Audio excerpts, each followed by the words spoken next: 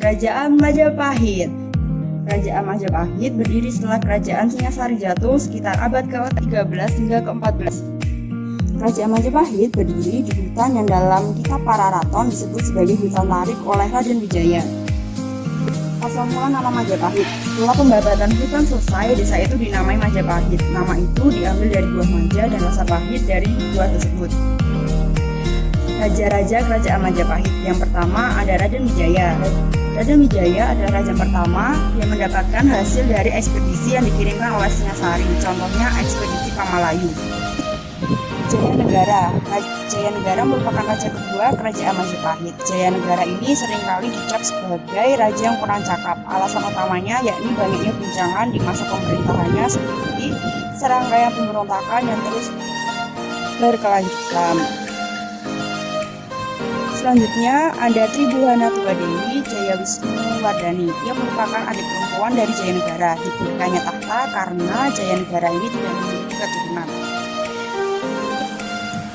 Hayam Wuruk. Hayam Wuruk ini merupakan anak dari Tribuana yang bergelar Sri Raja Sanegara. Hayam Wuruk ini dianggap sebagai raja yang membawa Majapahit pada masa kejayaan dibantu oleh Mahapati Gajah Mada.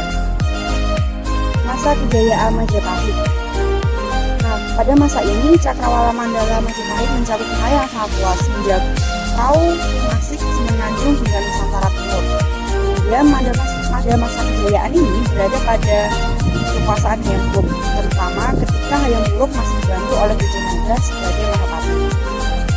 Pada masa Hayam Wuruk ini juga ditingkatkan kesejahteraan masyarakat meliputi perbaikan irigasi, pembukaan tanah, pertanian, dan pembuatan bangunan.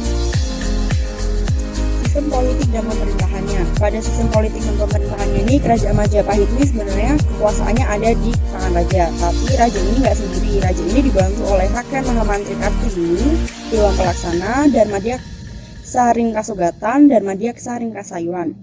Kemudian dari kehidupan sosial ekonomi pada masa pemerintahan Hayam Wuruk, yang pertama ada keamanan dan ketentraman. Kenapa? Karena si Hayam Wuruk ini memperhatikan rakyat-rakyatnya, sehingga si Hayam Wuruk ini membangun jalan dan jembatan penghubung yang membuat lalu lintas lancar, memperbaiki tanggul agar dapat mengirigasi pertanian, mendirikan pelabuhan yang mendorong lalu lintas perdagangan lebih mudah dijangkau. Sastra dan budaya. Pada masa pemerintahan Hayam Wuruk, bidang sastra ini mengalami kemajuan.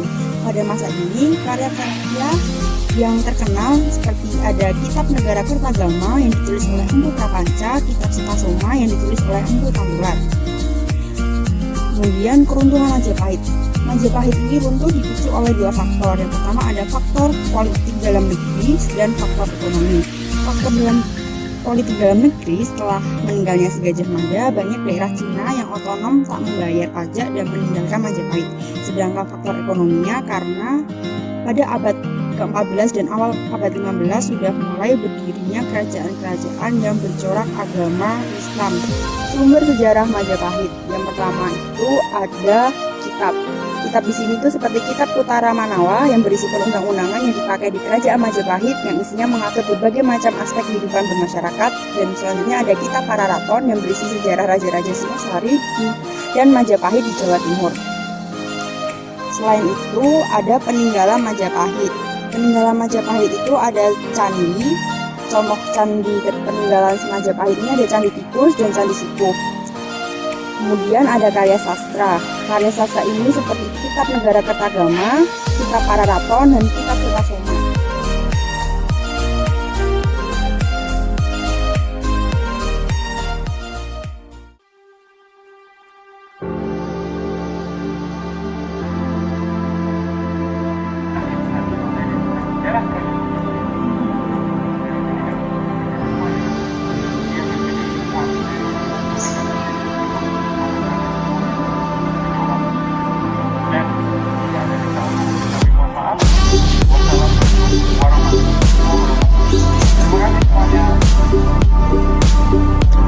Setelah saya melihat video ini, saya lebih mengerti tentang sejarah Majapahit.